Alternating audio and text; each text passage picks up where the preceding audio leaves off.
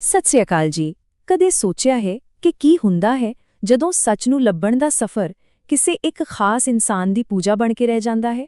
ਅੱਜ ਆਪਾਂ ਇੱਕ ਬਹੁਤ ਹੀ ਦਿਲਚਸਪ ਪੈਟਰਨ ਦੀ ਗੱਲ ਕਰਨੀ ਹੈ, ਇੱਕ ਅਜਿਹਾ ਢਾਂਚਾ ਜੋ ਦੁਨੀਆ ਭਰ ਦੇ ਕਈ ਵਿਸ਼ਵਾਸਾਂ ਵਿੱਚ ਵਾਰ-ਵਾਰ ਨਜ਼ਰ ਆਉਂਦਾ ਹੈ।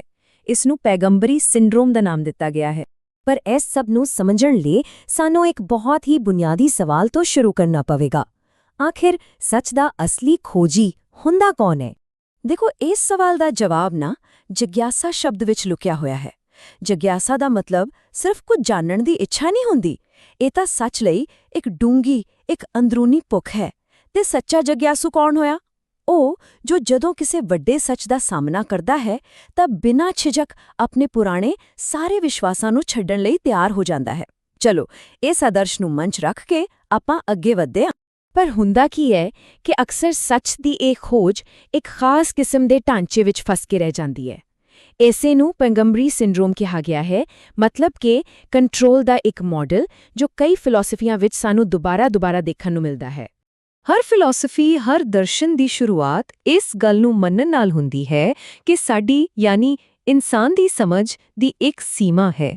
ਸਾਡੇ ਗਿਆਨ ਤੋਂ ਪਰੇ ਇੱਕ ਬਹੁਤ ਵੱਡਾ ਅਣਜਾਣ ਖੇਤਰ ਹੈ, ਇੱਕ ਅੰਤਿਮ ਸੱਚ ਜਿਹੜਾ ਸਾਡੀ ਪਕੜ ਤੋਂ ਬਾਹਰ ਲੱਗਦਾ ਹੈ। ਫਿਲਾਸਫੀ ਦੀ ਭਾਸ਼ਾ ਵਿੱਚ ਇਸੇ ਖਾਲੀ ਥਾਂ ਨੂੰ ਗॉड ਆਫ ਦ ਗੈਪਸ ਜਾਂ ਖੱਪਿਆਂ ਦਾ ਰੱਬ ਕਿਹਾ ਜਾਂਦਾ ਹੈ, ਮਤਲਬ ਕਿ ਗਿਆਨ ਦਾ ਉਹ ਅਣਦਾਵਾ ਕੀਤਾ ਇਲਾਕਾ ਜਿੱਥੇ ਸਾਡੀ ਸਾਇੰਸ ਤੇ ਸਮਝ ਖਤਮ ਹੋ ਜਾਂਦੀ ਹੈ ਤੇ ਉਸੇ ਖਾਲੀ ਥਾਂ ਨੂੰ ਭਰਨ ਦੀ ਕੋਸ਼ਿਸ਼ ਕੀਤੀ ਜਾਂਦੀ ਹੈ। ਤੇ ਬਸ ਇਸੇ ਖਾਲੀ ਥਾਂ ਤੇ ਕੰਟਰੋਲ ਦੀ ਇੱਕ ਖੇਡ ਸ਼ੁਰੂ ਹੋ ਜਾਂਦੀ ਹੈ। ਇਸ ਦੇ 3 ਸਿੱਧੇ-ਸਾਦੇ ਸਟੈਪ ਨੇ। ਪਹਿਲਾ, ਉਸ ਅਣਜਾਣ ਖੇਤਰ ਦੀ ਪਛਾਣ ਕਰੋ। ਫਿਰ ਇਹ ਦਾਅਵਾ ਕਰੋ ਕਿ ਸਿਰਫ ਤੇ ਸਿਰਫ ਤੁਹਾਡੇ ਕੋਲ ਹੀ ਉਸ ਸੱਚ ਤੱਕ ਪਹੁੰਚਣ ਦਾ ਰਸਤਾ ਹੈ। ਤੇ ਤੀਜਾ, ਆਪਣੇ ਪੈਰੋਕਾਰਾਂ ਨੂੰ ਕਹੋ ਕਿ ਸਵਾਲ ਕਰਨਾ ਛੱਡੋ, ਬਸ ਮੇਰੀ ਗੱਲ ਮੰਨੋ। ਹੁਣ ਸਵਾਲ ਇਹ ਹੈ ਕਿ ਇਹ ਪੈਟਰਨ ਅਸਲ ਜ਼ਿੰਦਗੀ ਵਿੱਚ ਕਿਹੋ ਜਿਹਾ ਦਿਸਦਾ ਹੈ? ਚਲੋ, ਆਪਾਂ 2 ਬਿਲਕੁਲ ਵੱਖਰੀਆਂ ਉਦਾਹਰਣਾਂ ਦੇਖਦੇ ਹਾਂ ਜਿਨ੍ਹਾਂ ਤੋਂ ਪਤਾ ਲੱਗੇਗਾ ਕਿ ਇਹ ਢਾਂਚਾ ਕਿਵੇਂ ਕੰਮ ਕਰਦਾ ਹੈ। ਪਹਿਲੀ ਉਦਾਹਰਣ ਗੀਤਾ ਵਿੱਚੋਂ ਹੈ। ਸਰੋਤ ਮੁਤਾਬਿਕ ਕ੍ਰਿਸ਼ਨ ਦਾ ਸੰਦੇਸ਼ ਬਿਲਕੁਲ ਸਾਫ਼ ਹੈ। ਉਹ ਹੀ ਅੰਤਿਮ ਸੱਤਾ ਹਨ, ਸਭ ਤੋਂ ਉੱਤੇ, ਅਤੇ ਉਹ ਆਪਣੇ ਪੈਰੋਕਾਰਾਂ ਤੋਂ ਪੂਰਨ ਸਮਰਪਣ ਦੀ ਮੰਗ ਕਰਦੇ ਹਨ। ਤੇ ਹੁਣ ਦੂਜੀ ਉਦਾਹਰਣ ਇਸਲਾਮ ਤੋਂ। ਇੱਥੇ ਦੇਖੋ, ਪੈਟਰਨ ਥੋੜਾ ਵੱਖਰਾ ਹੈ ਪਰ ਨਤੀਜਾ ਬਿਲਕੁਲ ਉਹੀ ਹੈ। ਰੱਬ ਅਗਿਆਤ ਹੈ, ਉਸ ਤੱਕ ਪਹੁੰਚਿਆ ਨਹੀਂ ਜਾ ਸਕਦਾ ਸਿਵਾਏ ਇੱਕ ਖਾਸ ਵਿਚੋਲੇ ਯਾਨੀ ਪੈਗੰਬਰ ਦੇ। ਦੋਵਾਂ ਹੀ ਮਾਮਲਿਆਂ ਵਿੱਚ ਸੱਚ ਤੱਕ ਪਹੁੰਚਣ ਦਾ ਰਸਤਾ ਇੱਕ ਵਿਅਕਤੀ ਦੇ ਹੱਥਾਂ ਵਿੱਚ ਹੈ। ਤਾਂ ਫਿਰ ਜਦੋਂ ਸੱਚ ਦਾ ਰਸਤਾ ਕਿਸੇ ਇੱਕ ਵਿਅਕਤੀ ਦੇ ਹੱਥਾਂ ਵਿੱਚ ਆ ਜਾਂਦਾ ਹੈ ਤਾਂ ਇਸ ਦਾ ਅਸਰ ਕੀ ਹੁੰਦਾ ਹੈ? ਇਸ ਤਰ੍ਹਾਂ ਦੇ ਕੰਟਰੋਲ ਵਾਲੇ ਮਾਡਲ ਦੇ ਨਤੀਜੇ ਕੀ ਨਿਕਲਦੇ ਹਨ? ਇਸ ਸਭ ਦੇ ਪਿੱਛੇ ਜਿਹੜੀ ਮਨੋਵਿਗਿਆਨਿਕ ਤਾਕਤ ਕੰਮ ਕਰਦੀ ਹੈ ਉਸ ਨੂੰ ਕਰਤਾ ਭਾਵ ਕਿਹਾ ਜਾਂਦਾ ਹੈ, ਮਤਲਬ ਮੈਂ ਕਰਨ ਵਾਲਾ ਹਾਂ ਵਾਲੀ ਭਾਵਨਾ। ਇਹ ਉਹੀ ਹਉਮੈ ਹੈ ਜਿਹੜੀ ਕਿਸੇ ਵਿਅਕਤੀ ਨੂੰ ਅਧਿਆਤਮਿਕ ਤੌਰ ਤੇ ਸਭ ਕੁਝ ਆਪਣੇ ਕੰਟਰੋਲ 'ਚ ਲੈਣ ਲਈ ਉਕਸਾਉਂਦੀ ਹੈ। ਅਤੇ ਇਸ ਦਾ ਸਭ ਤੋਂ ਖਤਰਨਾਕ ਨਤੀਜਾ ਪਤਾ ਕੀ ਹੈ? ਇਹ ਮੰਗ ਕਿ ਆਪਣੀ ਸੋਚ, ਆਪਣਾ ਦਿਮਾਗ ਵਰਤਣਾ ਬੰਦ ਕਰ ਦਿਓ। ਸਰੋਤ ਦੇ ਹਿਸਾਬ ਨਾਲ ਅਰਜੁਨ ਨੂੰ ਇਹੀ ਕਿਹਾ ਜਾਂਦਾ ਹੈ ਕਿ ਚੰਗੇ ਮਾੜੇ ਦੀ ਪਰਵਾਹ ਛੱਡ, ਆਪਣਾ ਦਿਮਾਗ ਬੰਦ ਕਰ ਤੇ ਬਸ ਉਹੀ ਕਰ ਜੋ ਮੈਂ ਕਹਿ ਰਿਹਾ। ਤਾਂ ਫਿਰ ਸਿੱਟਾ ਕੀ ਨਿਕਲਦਾ ਹੈ? ਦੇਖੋ, ਇਸ ਮਾਡਲ ਦੇ ਨਤੀਜੇ ਬਹੁਤ ਦੂਰ ਤੱਕ ਜਾਂਦੇ ਨੇ।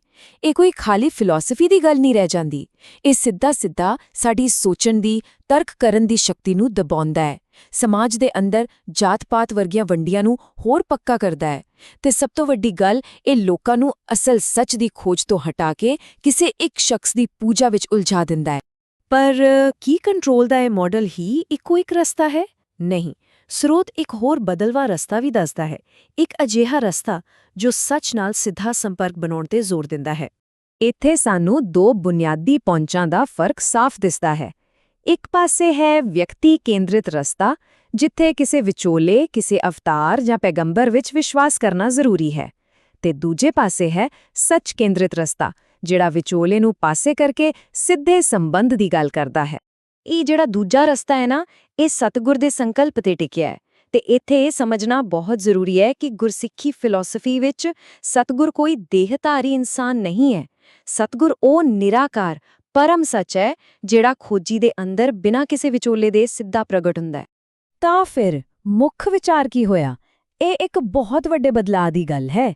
ਕਿਸੇ ਇੱਕ ਵਿਅਕਤੀ, ਇੱਕ ਸ਼ਖਸੀਅਤ ਦੀ ਪੂਜਾ ਤੋਂ ਹਟ ਕੇ ਸਿੱਧਾ ਸੱਚ ਦੇ ਸਿਧਾਂਤ ਨਾਲ ਜੁੜਨਾ। ਇਹ ਇੱਕ ਵਿਅਕਤੀ ਤੇ ਨਿਰਭਰਤਾ ਤੋਂ ਆਜ਼ਾਦੀ ਹੈ। ਪਰ ਇਸ ਗੱਲ ਨੂੰ ਸਿਰਫ ਇਤਿਹਾਸ ਦੀ ਕਹਾਣੀ ਨਾ ਸਮਝ ਲੈਣਾ। ਇਹ ਜਿਹੜਾ ਪੈਗੰਬਰੀ ਸਿੰਡਰੋਮ ਹੈ, ਇਹ ਅੱਜ ਵੀ ਇੱਕ ਸਰਵ ਵਿਆਪਕ ਜਾਲ ਹੈ ਜਿਸ ਵਿੱਚ ਕੋਈ ਵੀ ਕਦੇ ਵੀ ਫਸ ਸਕਦਾ।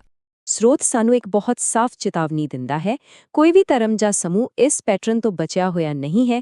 ਖਤਰਾ ਹਮੇਸ਼ਾ ਬਣਿਆ ਰਹਿੰਦਾ ਹੈ ਕਿ ਧਿਆਨ ਸਿਧਾਂਤ ਤੋਂ ਹਟ ਕੇ ਵਿਅਕਤੀ ਤੇ ਕੇਂਦਰਿਤ ਹੋ ਜਾਵੇ, ਭਾਵੇਂ ਕਿ ਅਸਲ ਫਿਲਾਸਫੀ ਇਸ ਦੇ ਬਿਲਕੁਲ ਉਲਟ ਕਿਉਂ ਨਾ ਹੋਵੇ। ਅਤੇ ਇਹ ਸਾਰੀ ਗੱਲਬਾਤ ਸਾਨੂੰ ਇੱਕ ਆਖਰੀ ਪਰ ਬਹੁਤ ਮਹੱਤਵਪੂਰਨ ਸਵਾਲ ਤੇ ਲਿਆ ਕੇ ਛੱਡਦੀ ਹੈ ਕਿ ਕੀ ਕਿਸੇ ਵੀ ਵਿਅਕਤੀ ਦੀ ਪੂਜਾ, ਚਾਹੇ ਉਹ ਕਿੰਨਾ ਵੀ ਮਹਾਨ ਕਿਉਂ ਨਾ ਹੋਵੇ, ਕਿਤੇ ਉਹ ਇੱਕ ਜਾਲ ਤਾਂ ਨਹੀਂ ਬਣ ਜਾਂਦੀ, ਇੱਕ ਅਜਿਹੀ ਰੁਕਾਵਟ ਜੋ ਸਾਨੂੰ ਸੱਚ ਦਾ ਸਿੱਧਾ ਅਨੁਭਵ ਕਰਨ ਤੋਂ ਰੋਕਦੀ ਹੈ। ਇਸ ਬਾਰੇ ਸੋਚਣਾ ਬਹੁਤ ਜ਼ਰੂਰੀ ਹੈ।